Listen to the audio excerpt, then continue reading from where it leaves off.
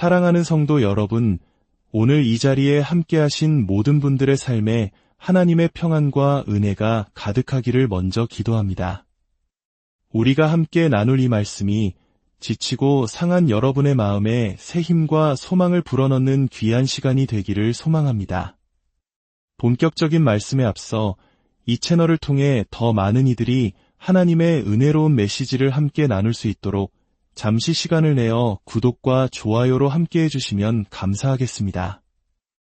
여러분의 작은 동참이 절망 속에 있는 누군가에게는 큰 위로와 희망의 빛이 될 수 있습니다. 주님의 이름으로 여러분을 축복합니다. 우리가 마음의 깊은 상처 속을 헤맬 때 우리의 생각과 해석은 심하게 왜곡됩니다. 고통스러울 때 우리가 내리는 판단은 신뢰할 수 없습니다. 마음이 무너져 내릴 때 우리는 인생 최고의 기회를 최악의 불행으로 오해하곤 합니다.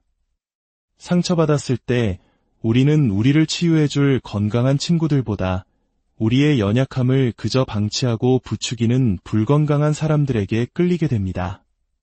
고통의 순간에 우리는 우리를 자유롭게 할 진리로 달려가는 대신 순간의 고통을 잊게 해줄 세상의 것들로 도망치려 합니다. 그렇습니다.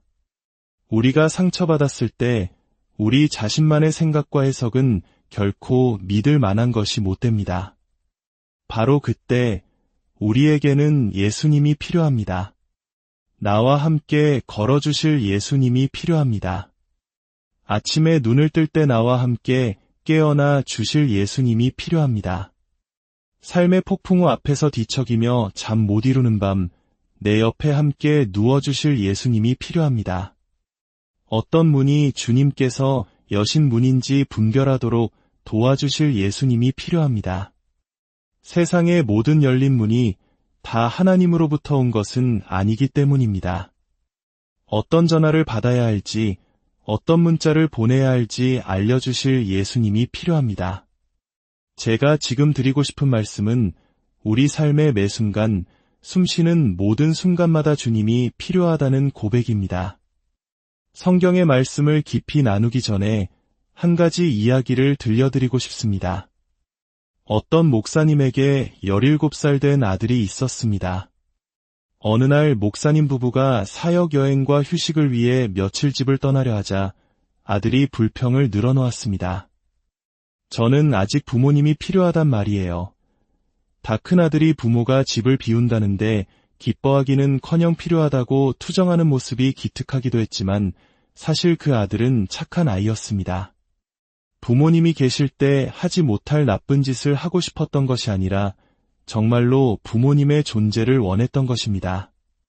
어머니가 아들을 달래며 말했습니다. 아들아, 우린 내 곁에 있지 않았니? 지난 주말 내내 너와 내 친구들을 위해 함께 시간을 보냈잖니. 우린 겨우 3일만 떠나 있는 거란다. 그러자 아들이 아주 재미있는 말을 했습니다. 주말에는 엄마 아빠가 필요 없어요. 참으로 솔직한 고백이지요. 주말에는 필요 없어요. 제가 원할 때만, 제가 필요할 때만 옆에 계시면 돼요.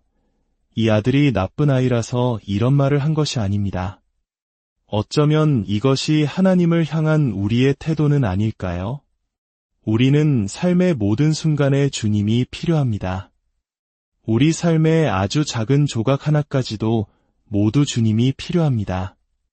주님께서는 우리 삶의 모든 영역에 함께하기를 원하십니다. 어쩌면 하나님께서는 당신이 극심한 공황 발작 속에서 그분의 임재를 간절히 구하며 기도하기를 기다리고 계실지도 모릅니다. 하나님께서는 그 고통의 순간에도 당신과 함께하기를 원하십니다. 당신이 완전히 잘못된 길로 걸어가고 있을 때조차 엠마오로 향하던 제자들의 길에 동행하셨던 것처럼 당신과 함께 걸으실 것입니다. 당신이 이렇게 부르짖을 때 말입니다. 하나님, 저 또다시 통제 불능 상태에 빠졌어요. 모든 것을 망쳐버리고 싶은 유혹에 시달리고 있어요. 예수님께서는 그저 우리가 어려울 때만 찾는 주말의 구원자, 문제가 생겼을 때만 필요한 분 이상이 되기를 간절히 기다리고 계십니다. 성경은 엠마오로 가던 두 제자에게 예수님께서 나타나셨던 이야기를 들려줍니다. 부활하신 예수님께서는 모세의 율법과 모든 예언서를 시작으로 성경 전체에 걸쳐 자신에 대해 기록된 모든 것을 그들에게 자세히 풀어 설명하기 시작하셨습니다. 얼마나 놀라운 설교였을까요? 엠마오까지 가는 그 7마일, 약 11km의 길을 걷는 2~3시간 동안 예수님은 자신이 누구인지에 대한 심오한 진리를 선포하셨습니다. 하지만 아이러니컬하게도 제자들은 여전히 그분이 누구신지 깨닫지 못했습니다. 본문이 가장 극적인 부분입니다. 그들이 가려던 마을에 가까이 이르렀을 때 예수께서는 더 가려 하는 것 같이 하시니 여기서 중요한 표현은 하는 것 같이입니다. 여러분은 물을 것입니다. 예수님께서 더 멀리 가려는 척하셨을까요? 때때로 하나님께서는 우리가 그분을 초대하기를 기뻐하시기 때문입니다. 물론 하나님은 어디에나 계십니다. 그분은 편재하십니다. 하지만 우리가 그분을 간절히 청할 때 그분은 우리 안에 깊이 스며드십니다. 그분은 늘 우리 곁에 계시지만 우리가 마음의 문을 열고 허락할 때 우리의 삶을 온전히 채우십니다. 보십시오. 이것은 단순한 손님 접대 이상의 의미를 가집니다. 예수님께서는 마치 대와 즐거웠소. 무언가 배웠기를 바라오 라고 말씀하시며 떠나려는 듯 행동하셨습니다. 제자들은 여전히 그분이 예수님이라는 사실을 알지 못했습니다. 어떻게 그럴 수 있었을까요? 그들은 여전히 예수님의 장례식에 머물러 있었기 때문입니다. 그들의 생각 속에서 예수님은 무덤 속에 계셔야만 했습니다. 그들은 천사의 말을 믿지 않았습니다. 부활의 소식을 전해 들었지만 믿지 않았습니다. 여인들의 증언도 믿지 않았습니다. 들은 것도 믿지 못하니 지금 눈앞에 보고 있는 것조차 믿을 수 없었던 것입니다. 그들은 그분을 알아보지 못했습니다. 그러나 그들이 강권하여 이르되 우리와 함께 유하사이다. 때가 저물어가고 날이 이미 기울었나이다. 하니 이에 그들과 함께 유하러 들어가시니라. 제가 이 본문에서 가장 사랑하는 부분은 예수님께서 잘못된 길로 가는 제자들을 따라가 주셨다는 사실도 길 위에서 놀라운 성경 요약 강의를 해주셨다는 사실도 아닙니다. 제가 가장 사랑하는 구절은 30절과 31절입니다. 그가 그들과 함께 집에 들어가신 후에 일어난 일입니다. 성경은 말합니다. 그들과 함께 음식 잡수실 때에 떡을 가지사 축사하시고 그분은 빵을 손에 드셨습니다. 감사 기도하시고 떼어 그들에게 주시니 다 함께 이 단어에 집중해 봅시다. 그때, 바로 그때, 그리고 오직 그때에만. 아니, 그들은 주님께 직접 석사 과정 수준의 강의를 듣고도 깨닫지 못했다는 말인가요? 네, 그렇습니다. 바로 그때, 오직 그때에만, 빵이 부서진 후에야 그들의 눈이 밝아져 그인 줄 알아보았습니다. 최근 당신의 삶에 무언가 부서지는 경험이 있었다면 제가 다시 한번 말씀드리겠습니다. 빵이 부서진 후에야 그들의 눈이 열렸습니다. 빵이 부서지기 전에는 아니었습니다. 그분이 말씀하실 때가 아니라 그분이 빵을 떼실 때, 즉 부서뜨리실 때였습니다. 빵이 부서지는 그 행위 속에 그들이 예수님이 진정 누구신지를 보게 만드는 무언가가 있었습니다. 이제 그들은 깨달았습니다. 예수님은 단지 십자가에서 죽임 당한 것이 아니라 십자가 위에서 자신의 생명을 내어주셨다는 것을, 그분은 단지 인간의 손에 매달린 것이 아니라 하나님의 뜻에 따라 그곳에 보내지셨다는 것을, 그분은 단지 육체적으로 죽어가신 것이 아니라 영적으로 우리의 죄값을 치르고 계셨다는 것을, 그 깨달음은 오직 부서짐 이후에 찾아왔습니다. 어떤 깨달음은 오직 부서진 후에만 옵니다. 그 전에는 오지 않습니다. 오직 그 후에만 옵니다.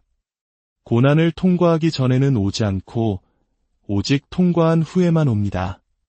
하지만 최근에 마음이 부서지는 아픔을 겪은 모든 분들에게 저에게는 좋은 소식이 있습니다.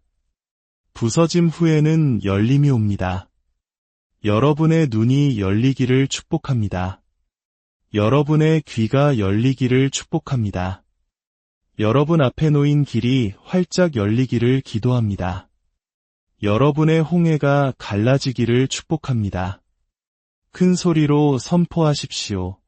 이것은 끝이 아니다. 하나님께 영광의 찬양을 올려드리십시오. 이것은 끝이 아닙니다. 잠깐은 모든 것이 끝난 것처럼 보였을지라도 이것은 끝이 아닙니다.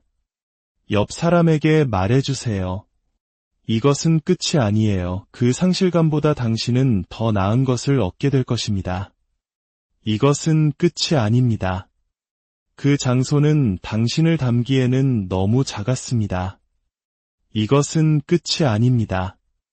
오늘 저는 마치 장례식장에 서서 상실을 슬퍼하고 후회를 곱씹고 실수를 자책하며 이것이 끝이라고 생각하는 누군가를 위해 이 말씀의 원을 완성하고자 합니다. 사탄은 당신의 귀에 속삭여왔습니다. 이게 끝이야.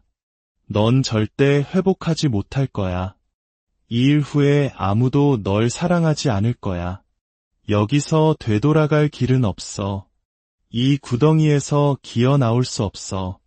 넌 회복될 수 없어. 여기엔 구원이 없어. 빛은 오지 않아.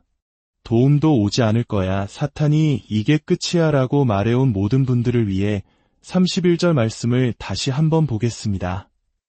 그때 주님께서 제게 말씀하셨습니다. 이것은 끝이 아니다. 그때가 올 것입니다. 제 말이 들리십니까? 제가 여러분을 대신해 이 말씀 위에 제 믿음을 둘 수는 없습니다. 저는 선포할 뿐이고 이제는 여러분의 믿음이 필요합니다. 그때가 올 것입니다. 그때에 그들의 눈이 밝아져. 그때가 반드시 올 것입니다. 슬픔 속에 누웠으나 그때에 천국의 열쇠를 들고 일어설 것입니다. 그때가 옵니다. 하나님께서 이 모든 일을 마치셨을 때 그것은 장례식이 아니라 축제의 날이 될 것입니다. 마치 이미 그때가 온 것처럼 지금 외치십시오. 그때의 저편에 무엇이 있을지는 지금 당신이 결정하는 것입니다. 그들이 나를 떠났고 그 후에 나는 고립되어 홀로 죽어갔다 또는 그들이 나를 떠났고 그 후에 나는 그 사람 없이는 온전한 인간이 될 수 없다고 느꼈던 내면의 상처를 치유하기 시작했다. 상황이 너무 나빠져서 우리는 거의 대화도 할 수 없었다. 그리고 나서 나는 그의 뺨을 때리고 욕을 퍼부었다. 또는 그리고 나서 나는 나의 거대한 자존심을 내려놓고 그 문을 통과할 수 있는 방법을 찾기로 결심했다. 그 후에 당신은 이 상황 속에서 죽을 수 없습니다. 왜냐하면 그때가 있을 것이기 때문입니다. 클레오파스와 그의 동료처럼 우리 삶에는 슬픈 일들이 일어납니다. 그들은 실제 사건들 때문에 실망하고 절망했습니다. 그 일이 일어나지 않았다는 것이 아닙니다. 단지 그때가 아직 진행 중이었을 뿐입니다. 그때에 그들의 눈이 밝아져 그가 빵을 떼실 때 진정으로 축복받을 수 있는 것은 오직 부서진 것들 뿐입니다. 그러므로 부서짐 이후에 새로운 깨달음을 기대하십시오. 어떤 이가 우리에게 깊은 상처를 주었던 과거의 한 시절에 대해 이야기할 때 우리는 그 아픔만을 기억하기 쉽습니다. 하지만 그때 옆에 있던 지혜로운 이가 말해줄 수 있습니다. 맞아. 하지만 그 후에 일어난 일을 기억해봐. 그들이 우리에게 상처를 주지 않았다면 결코 일어나지 않았을 놀라운 일이 그 후에 일어났다는 것을 말입니다. 그 후의 기억은 우리의 미래를 위한 믿음을 줍니다. 저는 깨달았습니다. 농부들이 씨앗을 땅에 심고 그것을 잃었다고 울지 않는 것처럼 당신과 저의 삶에는 적절한 때가 오기를 기다리며 땅에 묻혀있는 것들이 있다는 것을 장례식에 속지 마십시오. 당신은 계속해서 말합니다. 이게 다야. 이게 끝이야. 아닙니다. 그것은 끝이 아닙니다. 그것은 단지 그때의 이전일 뿐입니다. 언젠가 아마도 당신은 누군가에게 이렇게 말하게 될 것입니다. 나는 정말 포기할 뻔했어. 하지만 그때 인생을 살아가는 진정한 기술은 당신의 그때를 온전히 하나님께 맡길 만큼 그분을 신뢰하는 것이라고 저는 믿습니다. 사랑하는 여러분, 당신의 부서짐은 결코 끝이 아닙니다. 그것은 하나님의 놀라운 그때를 위한 거룩한 준비 과정입니다. 당신의 눈이 열리고 당신의 삶에 새로운 장이 시작되는 그 영광의 그때를 믿음으로 바라보십시오. 주님의 이름으로 여러분 모두